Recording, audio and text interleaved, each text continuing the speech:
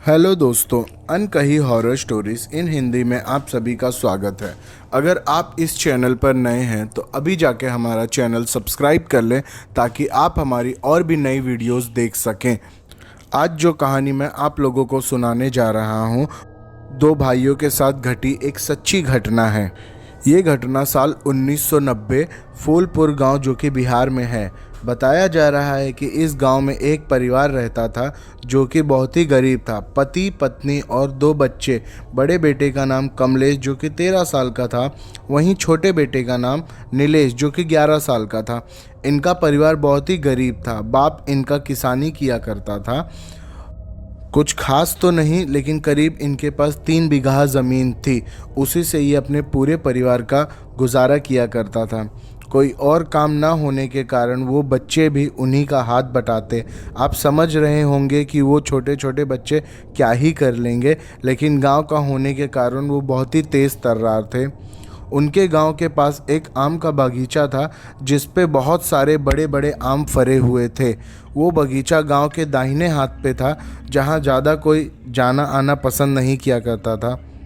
कमलेश और नीलेश को एक दिन स्कूल में बहुत देर हो गई थी, तो उन्होंने सोचा क्यों ना दक्षिण वाले रास्ता ले लें ताकि जल्दी घर पहुंच जाएं। आज बहुत लेट हो गया है हमें स्कूल में। वो दोनों घर आ रहे थे, तभी उन्होंने देखा बगीचे के आम काफ़ी बड़े बड़े हैं। एक दिन ऐसा हुआ कि उन्होंने सोचा क्यों ना हम रात के वक्त इस बगीचे से सारे आम तोड़कर सवेरे बाज़ार में बेच देते हैं। इससे हमारे स्कूल की फ़ीस भी हो जाएगी और परसों गांव के बाहर जो मेला लगने वाला है उसमें हम घूम भी लेंगे। लेकिन वो बच्चे इस बात से बिल्कुल भी अनजान थे कि उस बगीचे में चुड़ैलों का बसेरा था। वहाँ लोग आने जाने से कतराया करते थे। वो छोटे बच्चे इस उम्र में क्या ही जान पाते कि चुड़ैल और भूत किसे कहते हैं। अगली रात करीब 12 बजे वो अपने काम को अंजाम देने पहुंच गए थे।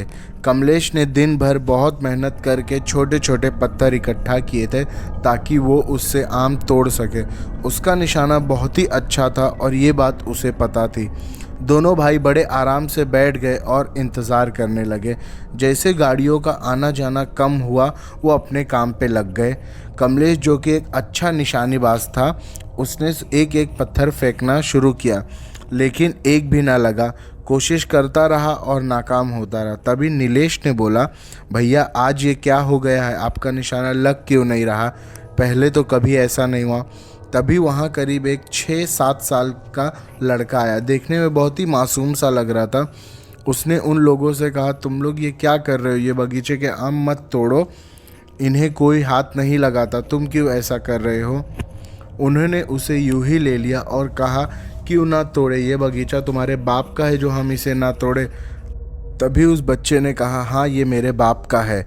कमलेश और नीलेश उसको इस बात से बिल्कुल भी फ़र्क नहीं पड़ा कि ये उसका है या किसी और का। वो पत्थर फेंकते रहे और कुछ आम टूट के गिर भी रहे थे। दोनों ने काफ़ी आम इकट्ठा कर लिया था। तभी वो मासूम सा दिखने वाला बच्चा चीखते हुए कहा, मैंने एक बार कहा, तुम्हें समझ नहीं आया? अभी दिखाता हूँ मैं तुम्हें क्या कर सकता हूँ। देखते ही देखते उसका आकार बड़ा होने लगा। वो बोलते बोलते उन दोनों भाइयों पे टूट पड़ा। देखते ही उसने उन दोनों छोटे भाइयों को बहुत मारा।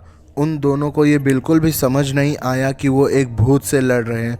उस छोटे से बच्चे ने उन्हें इतना मारा कि आपको क्या ही बताएं, बस जिंदा है वही काफ़ी है। तभी गांव का एक आदमी जो कि शौच करने निकला था, उसने उन्हें देखा बगीचे में कि क्या हो रहा है। दोनों का सामना भूत से हो गया है। वो भूत उन दोनों बच्चों को मार ही डालेगा, इसलिए उसने ज़ोर से गुहार लगाई कि निर्मल के बच्चों पे को भूत पकड़ लिया है, वो उनसे लड़ रहा है, आज वो बच्चों को छोड़ेगा नहीं। ये आवाज़ सुन गांव के कई लोग उस बागीचे के ओर दौड़े। वो चुड़ैल थी या जिन, इस बात का आज तक पता नहीं चल पाया है। जैसे लोगों को वहां आते देख वो एकदम से गायब हो चुका। बच्चों का तो बहुत ही बुरा हाल कर दिया था। वो करीब 3 महीने तक बिस्तर से ना उठे। उस रात की वो खौफनाक घटना उन बच्चों को बहुत ही समय तक सताती रही। इसी कारण लोग उस बगीचे में आना जाना एकदम ही कम कर दिए थे।